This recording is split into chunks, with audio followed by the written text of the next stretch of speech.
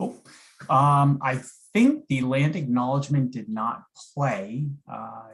Can I get anybody to nod in agreement with that? Sorry. We respectfully acknowledge that the Windsor Regional Hospital occupies the traditional, ancestral, and contemporary lands of the Niswi, Ishkwiden, Anishinaabeg, the Three Fires Confederacy, Ojibwe, Ottawa, and Potawatomi.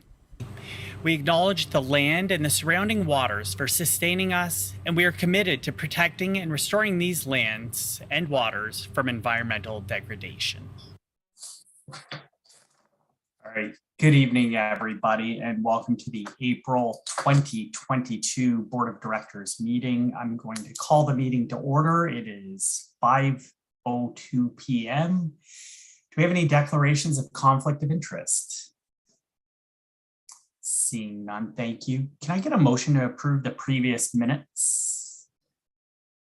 I have Ian, seconded by Paul Lachance. Thank you. Questions or comments with regards to those minutes? Seeing none, all in favor? All right, thank you so much. That is unanimous. So I'm going to start this meeting by saying happy 2-year COVID anniversary. This would be our 24 months since our first board meeting with COVID in our lives, really, in the region after shutdowns. And today we actually received a letter from a patient. I'm just going to read a little bit of it, some excerpts from it.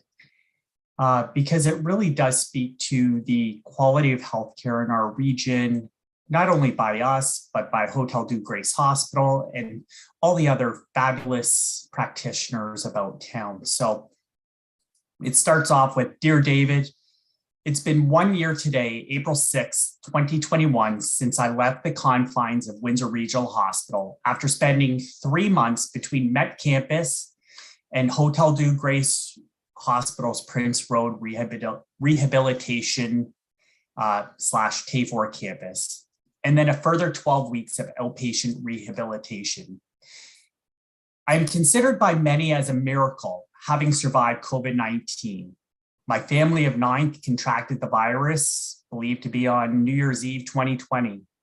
We all tested positive early thereafter. I developed the worst symptoms, and thus, on January 11th, unbeknownst to me, I was taken by ambulance to Met Campus. I was ventilated 5 days later. I do not remember anything until towards the end of February. After over 3 weeks on a ventilator, I left the ICU and then to the 4th floor, to the 6th floor, and finally to the Prince Road K4 campus for rehab. The reason I'm writing to you, to the entire Windsor Regional Healthcare System and healthcare system in the Windsor region, and most notably the staff, both professional, medical, and non-medical, is to say thank you and express how proud I am of each and every one of you. I still have some lingering long-term effects from COVID. However, I would not be where I am today without everyone, and I mean everyone, of the staff I encountered. There are names that I remember, and there are ones that unfortunately I do not remember. With that said, I do and always will remember you, the healthcare givers. The healthcare givers provided me, allowing me to return to my family at home. There were some days that I was down and out, and lo and behold, a nurse would come into my room and start singing, raising my spirits. I can still hear her. And he does note that she did actually have a good voice. Another nurse would come in after her shift was over to help me out. Another, as I'm told, held my hand when I was put on a ventilator. So it's a very long letter, so I'm skipping down a little bit, but my thank yous sound simple to you. However, it's an enormous thank you coming from deep within my heart. I would love to give each one of the hospital staff a humongous hug. They deserve to be recognized and appreciated. They are truly the best. There are some people that don't really understand or believe that COVID exists. It does exist. And although it has caused many deaths, There are success stories to be told, and I'm one of these success stories. And the success would not have happened without the dedication and love dispersed by the staff at Windsor Regional Hospital and my loving and wonderful family. Please express my sincerest thanks to all your people for giving me another chance in life. So I'm going to withhold the individual's name. But truly, it really is remarkable what our staff does and the healthcare community in Windsor, Essex County. This is going on 2 years. And unfortunately, COVID is not going away anytime soon. So our healthcare providers are still in the thick of it, still advocating for our people every day. So please remember, if you haven't been vaccinated, please go get vaccinated. If you have been vaccinated and you are able to go get your booster, please do so. And please encourage everybody else to do so. This really does matter. So with that, I'm going to just say one last thing. Please remember the 50-50 draw for Windsor Regional Hospital is back. Please visit our website, wrh.on.ca, and you can get tickets there, or it will link you to the appropriate site. So thank you on behalf of the foundation. All right, and now I will turn it over to CEO David Mouche for the report of the President and CEO.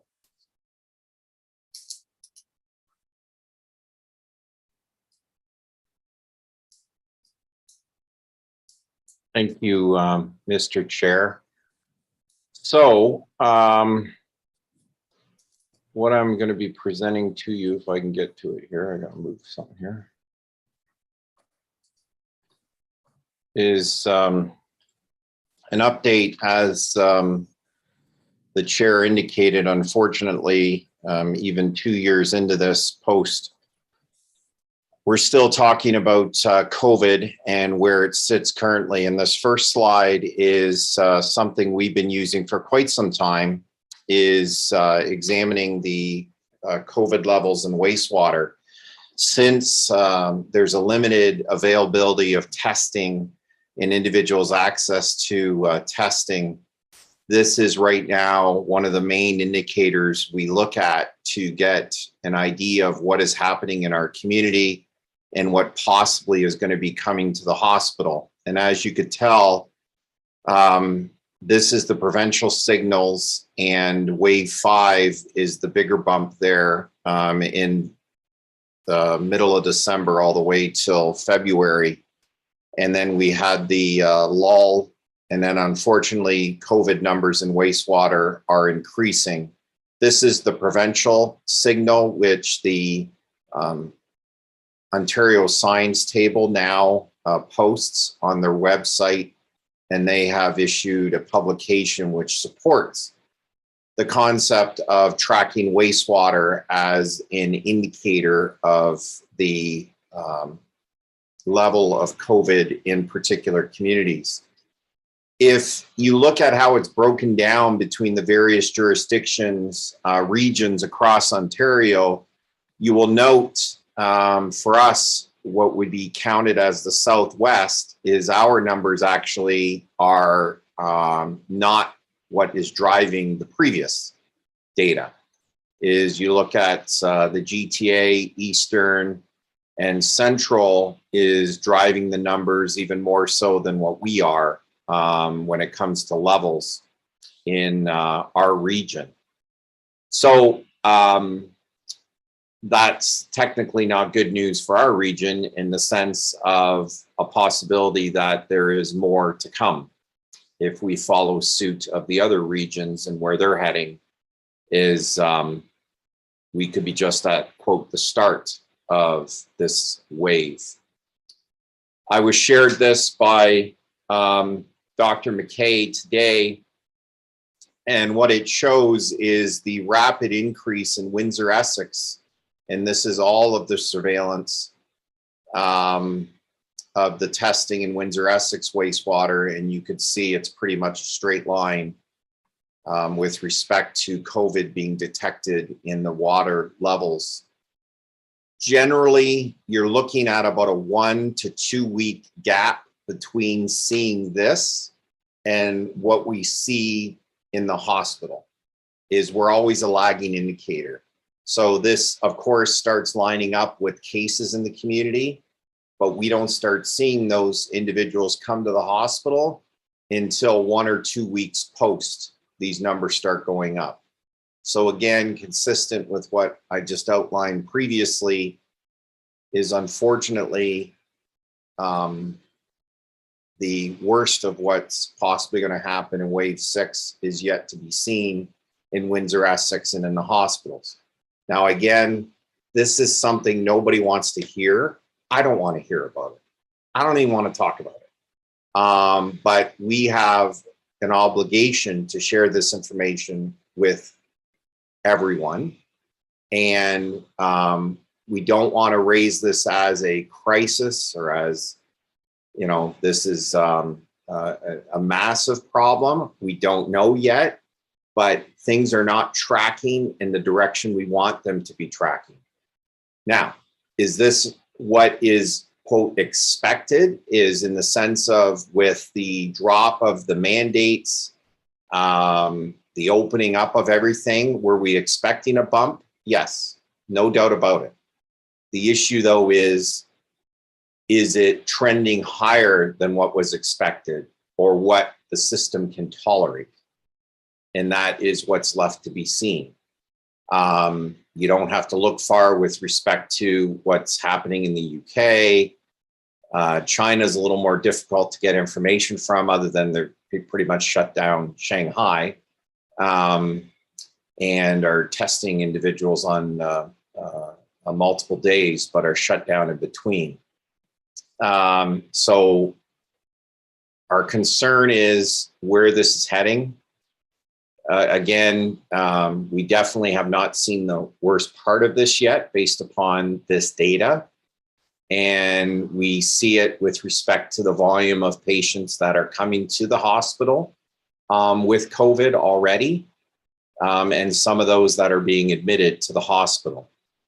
So if you look at a provincial scan of hospitalizations, you can see, again, consistent with the wastewater data, it's the peak. If you remember, the wastewater slide showed more in the middle of December, the wastewater going up. Hospitalizations followed suit closer to the end of December provincially, and then went up. So again, about a 2 week lag. And then as wastewater descended, so did the hospitalization cases.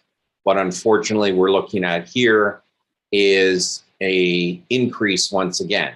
Now, again, we're nowhere near what it was in wave 5.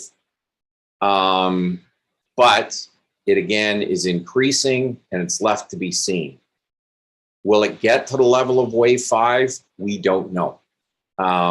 Hopefully it doesn't. Hopefully it's able to plateau because of the vaccination rates, because of other factors, but it's left to be seen how it goes. If we look, this is just our own data here at Windsor Regional Hospital. Again, similar to, this is our hospitalization rates just at our hospital alone. And again, sorry, I didn't put the axis on the side with respect to numbers. But if you see, again, similar to what was going on in the province, is we started seeing an increase at the end of December. Its peak in the middle of January to the end of January, dropping back down, and now a gradual increase in the hospitalizations at the hospital with COVID-19. And that is now, today, I think the number was 41 of patients in the hospital with COVID, and about 3/4 of them are directly related to being admitted because of COVID, versus those who are in the hospital who happen to have COVID, but possibly are here with something else and being treated for something else. The good part about it, again, because of the hospital, because of the high vaccination rates, our ICU admissions still are lower. Again, it's still a lagging indicator, but they they are holding okay. I think they're one today. But again, that happens to be still working with respect to the vaccination rates and the other measures we're taking at the hospital. So before I jump into the next topic I wanted to talk about, which was the new hospital planning, I wanted to hand it over to Dr. Saad, because there's been a lot of discussion. First of all, if he has anything to comment about what I just said. And then second of all, to talk about this discussion, there's been a lot of attention to a new subvariant called XE, and for Dr. Saad to talk about that. So I'll hand it over to Dr. Saad. Thank you, David. No, I don't have anything else to add to what you said. I think it's very important in this era of lack of accessibility for testing that we rely on some other measure to know what's happening in the community. Because as you said, hospital admissions and ICU admissions are lagging indicators. And if we wait for those numbers to go up, we've clearly missed the boat in terms of what's going on in the community.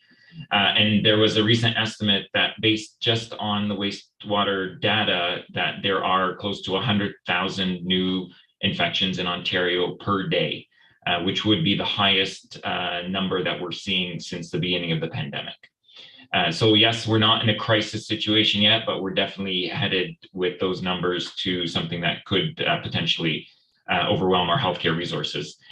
The XE subvariant, what XE actually is not an individual variant, just like BA1 and BA2 were. What it is it's a recombinant virus. And it's a recombinant virus of the BA1 and the BA2. So what happens is when somebody's infected with BA1 and BA1 is spreading across the globe, then you have another variant, BA2, which then starts to spread across the globe. One tries to take over the other based on how transmissible it is. And what you run into are situations where people become infected with both. So they'll have both BA1 and BA2 in their body at the same time, and the viruses will then swap genetic material. So as we all know, coronavirus is an RNA virus, and those viruses can then share genetic material and lead to a new virus, and that's called a recombinant virus. If this is not the first time this has happened with coronavirus, by the way, this is now the 4th or 5th recombinant variant we've seen. There are others that were named XD and XF. There was one between Delta and Omicron that some people labeled Deltacron.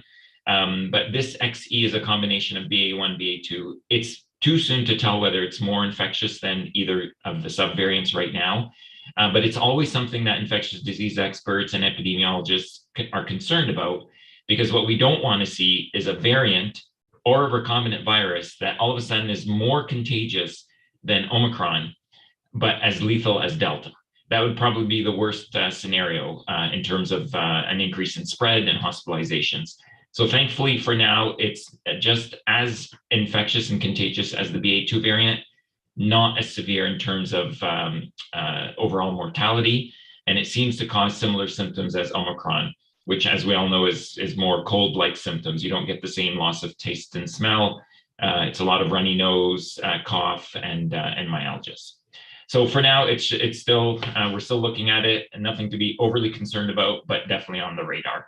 And of course, with less vaccinations and less people following public health measures, you're naturally going to get more of these potential recombinant viruses and or new variants arising. So we always have to be cognizant of that.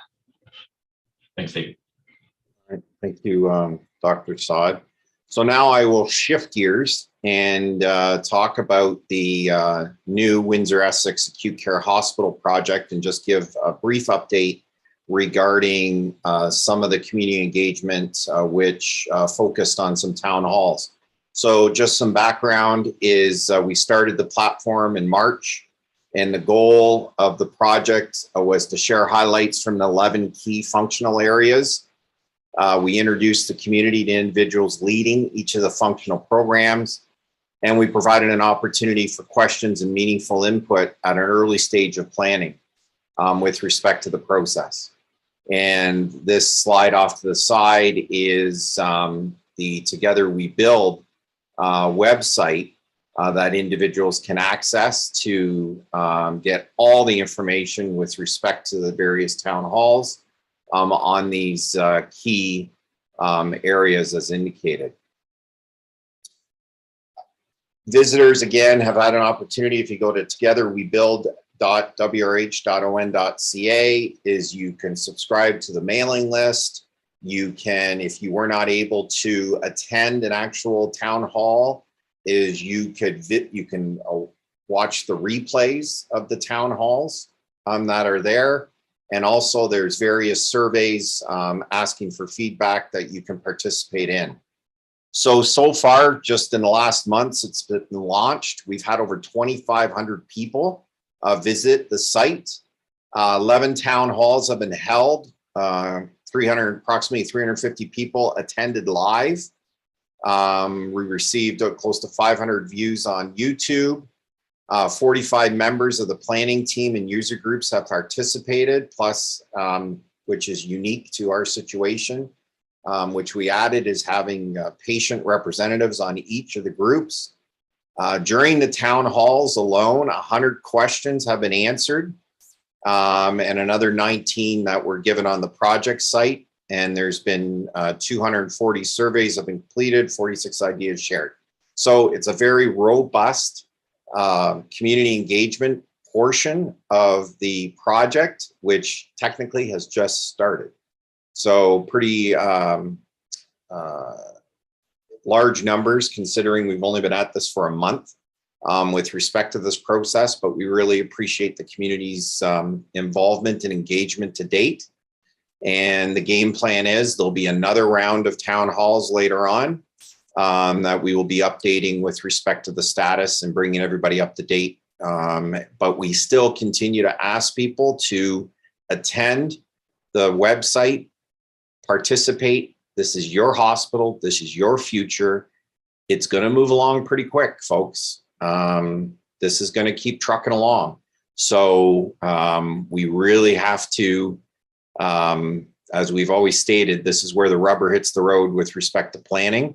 And it's pretty exciting with respect to some of the feedback we've received so far and what we look forward to moving forward in the future. So, Mr. Chair, that is my report, subject to any questions. Great, thanks, David. Does anyone have any questions for David or Dr. Sad? Lori? Just, last time we had one of these waves, we had a lot of staff that were infected. Are we seeing the same thing happening again with this wave? Yeah, not anywhere near the previous wave, but yes, our staff are no different than the community. And we started seeing the numbers go up with respect to staff. Technically, similar to what is being experienced in the community. And that's one of the indicators we know something is coming when we see staff numbers starting to go up a bit.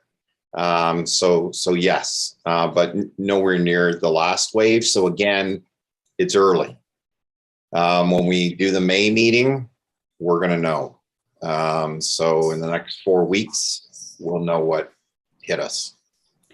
And my other question is, this increase, has it changed our plans about catching up on those surgeries? Well, I think Karen's going to speak about that a little bit in her report, but definitely it is pressure to the system. So, I mean, right now we're north of 100% when it comes to census, and that's when we include the surge beds that the government supported us bringing on for quite some time. So that is a struggle. So we're trying to balance all the balls in the air at the same time. As I stated, we have 41 inpatients who have COVID. We have approximately another 10 to 15 who are recovering from COVID, who are still in hospital, but are not considered, they're in their recovery phase of COVID. So when, arguably 10% of your inpatient beds, or even greater if you look at med surge beds, are occupied by patients that typically would not be here in a pre-COVID year. That puts a strain on the system at a time in April when generally we're very busy to begin with at this time of the year. So it just adds to that. So as the COVID numbers increase, that creates pressure on the system for us to keep up and try to do the surgeries and try to make up the wait time. But I can tell you last month, I know it was reported our wait list sat at about 5,200 patients. Rosemary confirmed that as of March 31st, that number has dropped down to under 4,100. So we're making some progress. We'll be able to sustain it. That's unfortunately left to be seen. So hopefully that answers the question. The team's doing the best they can. They're really, it's a lot of balls in the air. How about that? Karen, do you want to add anything? No, I was going to say I can delete a couple of slides from my presentation now. I think you covered it all. Rosemary, do you want to add anything? Did I miss anything? No, it's a lot of our issues are health human resources, not having enough anesthesia, and they are, believe it or not, are human too, and they're getting COVID, and it's unexpected, and all of a sudden they're off 10, 14 days. So it's not only scheduling the surgeries, but surgeries are being canceled. So. And we're not alone. Like, this is not a Windsor Essex issue. This is a systems issue. And, you know, there was some, you know, media attention to OMA, and they're trying to advocate the best they can with respect to percentages of wait time, et cetera. But, you know, when you look at the actual raw individuals waiting, it's different as compared to percentages of wait time. So it's a different way of looking at it. So it's a struggle for all of us. But I know, you know, locally, regionally, provincially, everyone's trying to work together and coming up with various solutions on try to get the wait time down and get those surgeries done. But there's a lot of other stuff going on too. We're trying to get done simultaneously as well. Any other questions for David? All right, thank you. So now we're going to move on to the CNE report with Karen Riddell. Great, thank you, Mr. Chair. Minus and 2 slides, please. Pardon me? Minus a couple slides. Absolutely, it's already deleted. So Matt's going to help me tonight. So Matt, if you can just pop up my presentation for me, thank you. And on the next slide.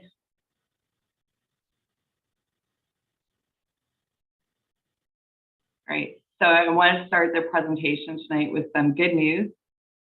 So we talked back in February about one of our very successful HHR strategies that we've been utilizing throughout the pandemic, and that was our UNE, or undergraduate nurse and undergraduate respiratory therapy employee program.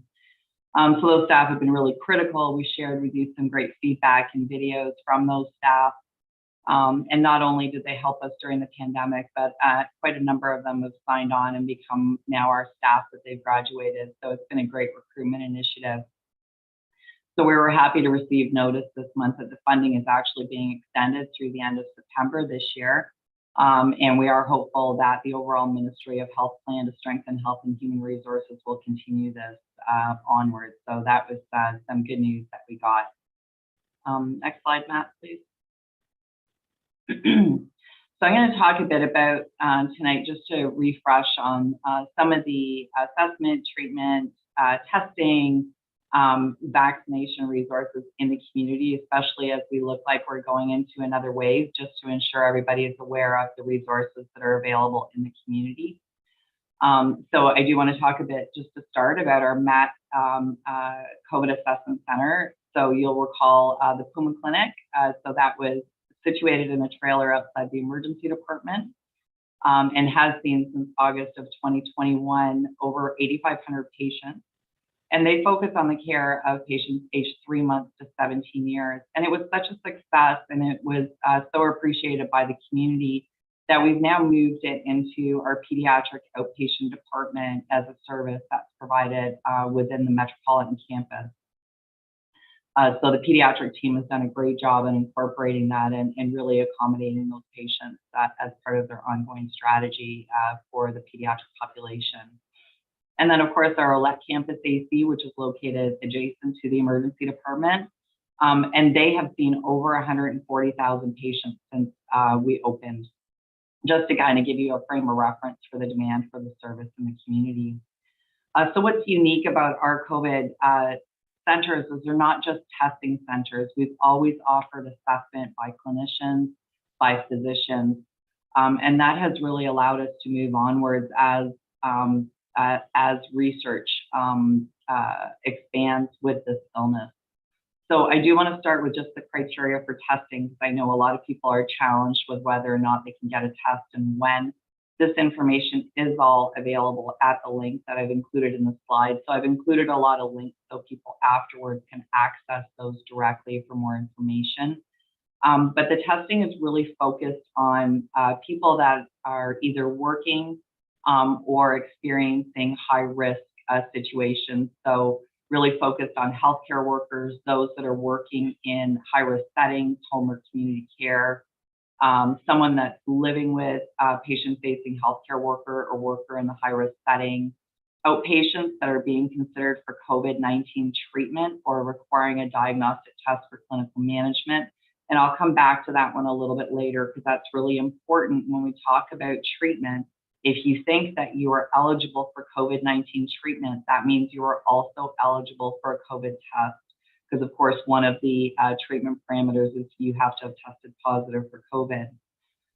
Any outpatients requiring diagnostic tests for clinical management, temporary foreign workers living in congregate settings, underhoused or those experiencing homelessness, if you are pregnant, a first responder, including firefighters, police, and paramedics, any elementary or secondary students or education staff that are utilizing the PCR self-collection kits provided by the ministry, and then other individuals that might be directed for testing by the local public health unit based on outbreak investigations or high-risk settings, etc. Next slide, please, Matt. So whether or not you have symptoms, you're also eligible for testing if you are an individual from a First Nation, Inuit, Métis community, or self-identify as First Nation, Inuit, and Métis, or their household members. You're an individual traveling into those communities for work, are being admitted or transferred to or from a hospital or congregate living setting, are a close contact of someone in a confirmed or suspected outbreak in a high-risk setting, or other settings if directed by the health unit. You're receiving out-of-country medical services that's been approved by OHIP or are a caregiver for someone who does, or if you're in a hospital, long-term care, retirement home, or congregate setting that's been directed by public health unit, provincial guidance, or other directives. So it's a long list, but it can be a bit confusing. So I wanted to make sure that we covered that tonight and provided the resource if you're not sure. Next slide, please, Matt. So when we're looking at testing, where can you get tested? So we have a number of locations throughout Windsor, Essex. We're very lucky that we have a number of our facilities still providing ongoing assessment and testing. So we have our Olette and Met campus, as we talked about. You can book an appointment online or call the number that's listed there. And that's open Monday to Friday between 8 and 4 for phone calls. Of course, the clinic hours are 7 days a week. Our Erie Shores Healthcare COVID-19 Assessment Center is available, and the location and hours of operation are available on their website. We have very close partnership with MedLabs of Windsor. They have locations in LaSalle, Windsor, Tecumseh, and Leamington, and their testing location is location and information is available on their website, as well as their Southwest Ontario Aboriginal Health Access Center. They offer COVID screening and testing by appointment to our First Nation, Métis, and Inuit community members, and you can schedule an appointment by calling the number there. There are also a number of retail pharmacy locations across Ontario offering COVID testing for symptomatic, not just travel, and you can find those by clicking on the link there and entering the address of the location that you're looking to attend. Next slide, please.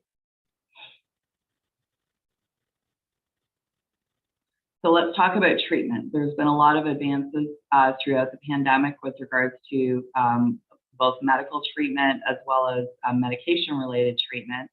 And as we told you back in January, we were one of the first hospitals that started offering monoclonal antibody and Paxlovid treatment in our clinic. And since that time, we've given 49 monoclonal antibody treatments as well as 19 Paxlovid courses to patients in our community that were experiencing COVID. So we do screen all patients that come through our COVID assessment centers for eligibility, but in addition to that, patients can self-refer. So anybody that meets any of the categories that I'm going to review, that you think you might qualify for treatment, we do encourage you to book an appointment with our assessment center, bring a list of medications and your current medical conditions. You may be required to get a COVID test if you haven't had one already, and we have our physician and our clinical staff will review the criteria with you. We can get all of your lab work done, and we can get you connected for whether it's the monoclonal or Paxlovid therapy. We also support the other hospitals in the area of St. Clair with regards, we are a depot for Paxlovid and MAB, so we do support those hospitals in being able to also offer those two therapies. So we're working closely with those as we expand the criteria for treatment. So to qualify or be considered, sorry, of course, my screen goes black. You have to have immune compromise or be unvaccinated or partially vaccinated, have one or more risk factors such as long-term medical condition or being of older age, and are Indigenous, Black, or a member of another racialized community. So those are some of the high-level risk factors that can make you eligible for treatment, but there's a much longer list that we will go through with you if you present to our clinic. So anyone thinking that they're higher risk should either contact a healthcare professional to be assessed as soon as possible, because there are time restrictions for initiation of treatment. So they can either contact their own primary care provider, contact telehealth, or visit a COVID clinical-19 assessment center. I've also included the referral form for primary care providers in the community that may want to refer a patient to our assessment center, and also the science table guidance document, which was just updated with new remdesivir guidelines for the BA2 variant. Next slide, please. So I want to talk a bit about vaccination now. So we've talked about treatment, let's talk about prevention. So as you know, we recently closed down the Devonshire mass vaccination site, but there are still lots of vaccination options in the community. But since we started Windsor Regional Hospital administering the COVID vaccine, we've administered 365,171 COVID-19 vaccines. And we've done that at multiple locations, including the St. Clair Sportsplex, Windsor Hall, Devonshire site, and also at Windsor Regional itself. So if you're a patient here at the hospital, if you haven't been asked, please ask your healthcare provider, and we will provide that to you while you were here. And I want to recognize again, we have partnered with multiple community agencies to accomplish the amazing vaccination rates in Windsor, Essex, including St. Clair College, the University of Windsor, the City of Windsor, and Michu, and many others. So you can get your first, second, or booster vaccines at the following locations. We have the two public health units, one in Leamington and one in Windsor, and the instructions are listed there on the slide. And as well, I want to highlight there are two pop-up vaccine clinics tomorrow, Friday, April 8th, one at Addie Knox from 9 a.m. to 2:30, and one at Windsor Waterworld from 9 to 4. And then we also have participating pharmacies and healthcare providers that you can find by clicking on the link below. And last but not least, with regards to this, please don't forget, for those that require it, there's still assistance with transportation, language, and childcare services available. So those that need those supports in order to be vaccinated, please click on the link for that information. Next slide.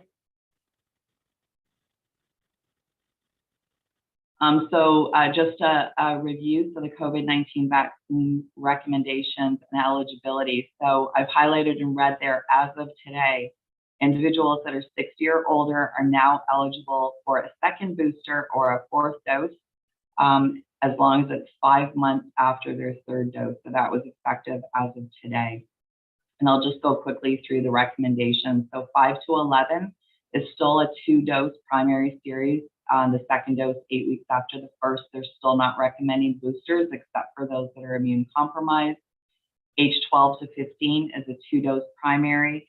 Second dose 8 weeks after the first, with a third dose 6 months after the second dose for 12 to 17, or 3 months after your second dose for 18 or older. And a fourth dose for this age group is being recommended for our First Nation, Inuit, and Métis individuals and their non-Indigenous household members that are over the age of 18. And last but not least, our individuals aged 60 or older, a 2-dose primary vaccine series, second dose 8 weeks after the first, a third dose 3 months later, and now the fourth dose at 5 months after your third dose. Next slide, please. And this is the end of my presentation. This is just a picture of one of our many boards at one of our vaccine centers thanking us for their vaccines that they got. And I just want to again thank our community for their great uptake with vaccination. And please, once again, like Anthony mentioned at the beginning, please do get your vaccines. If you haven't gotten your shot already, please start. It's not too late. And if you're due for a booster, please do that. Thank you, Mr. Chair. Thanks, Karen. Do we have any questions for Karen?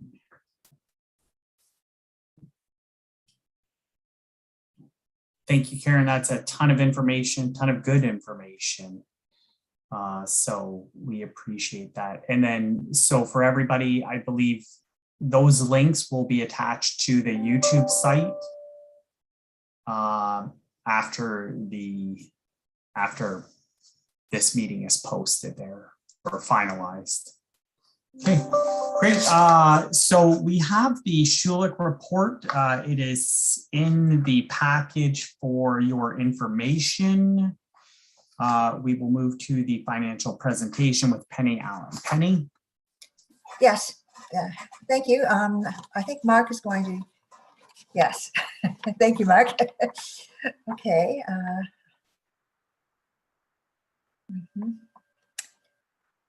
All right. This one, this is the hospital operations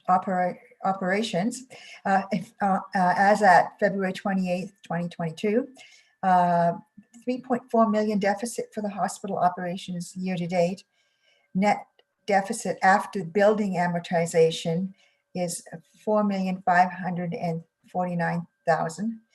On February 3rd, 2022, the ministry updated the COVID-19 incremental expense guidance and will be reimbursing hospitals for the last half of the fiscal year using the same criteria as in fiscal 2020-21. Previously unfunded expenses such as the PPE, that's like the masks, additional staffing, sick and isolation costs will now be reimbursed, which is also good news. COVID has resulted in non-ministry revenues being under budget by 4.1 million. Unearned ministry volume funding being under budget by 7.5 million. A year ago, that number was 14 million, which is very much a good improvement. Recent communications indicate that the ministry will require year-end reconciliations, but with a plan similar to last fiscal year to make hospitals whole and not be negatively impacted by the pandemic. So this is quite good news, actually.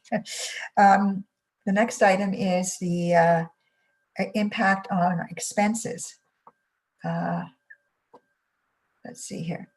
This slide shows down the breakdown of the 4 million in the lost revenues that are impacting our financial statements.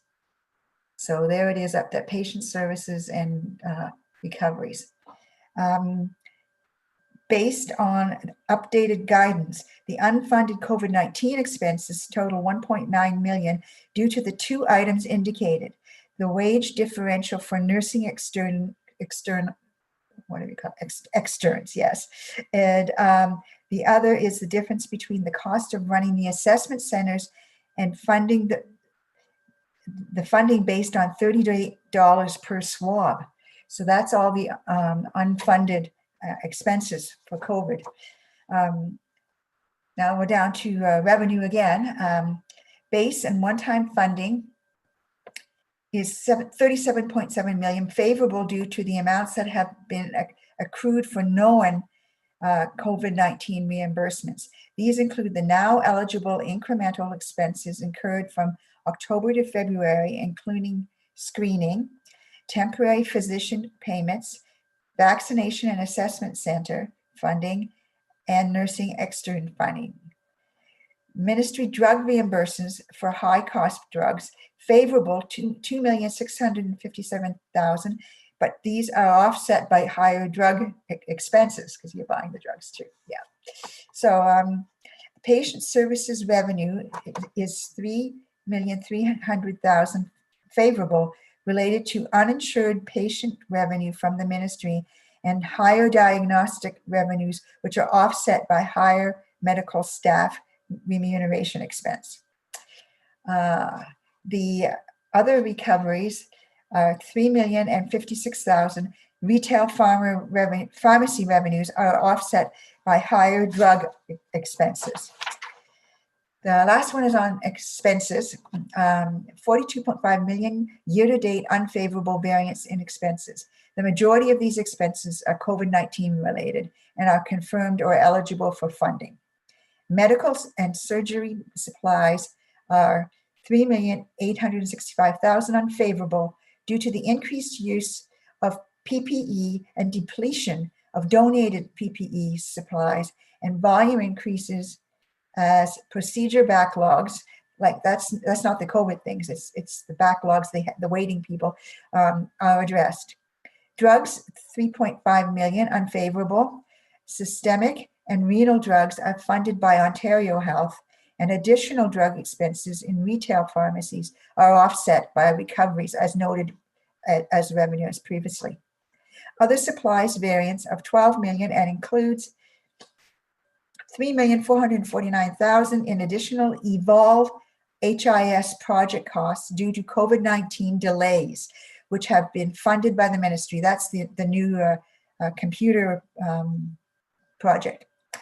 4,373,000 for referred out vacation center expenses. Oh, I'm sorry, not vacation, vaccination center expenses. City of Windsor and County of Essex EMS also fully funded. 2,361,000 for referred out cataract procedures, which are fully funded via the quality-based procedure funding.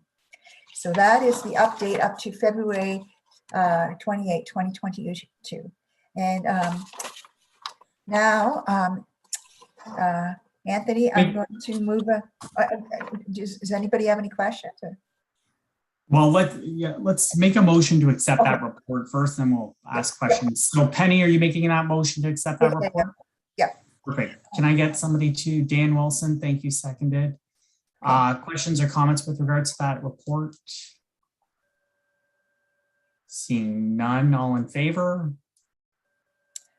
That motion is accepted. Thank you. And then we're going to go to the consent agenda. Can we get a motion to accept the consent agenda? Paul LaChance, seconded by Patty France. No questions or comments. Seeing none, all in favor? Perfect, thank you, that's great. So we have the correspondence and printed material there in tab E for your information. We have no motions or comments or notices. So the date of our next regularly scheduled board meeting, open board meeting, is May the 5th, 2022. Double check the time here. So can I get a motion to adjourn? We have Dr. Freeman, seconded by Laura, sorry. All in favor? Perfect, thank you. I don't know how long this scrum will be, the media scrum. So why don't we say everybody be back in 10 minutes for the start of the in-camera session, if that's good for everybody. Okay, see everybody in 10 minutes. Thank you, everybody. And thanks to all the staff again. And remember to get your WRH 50/50 tickets.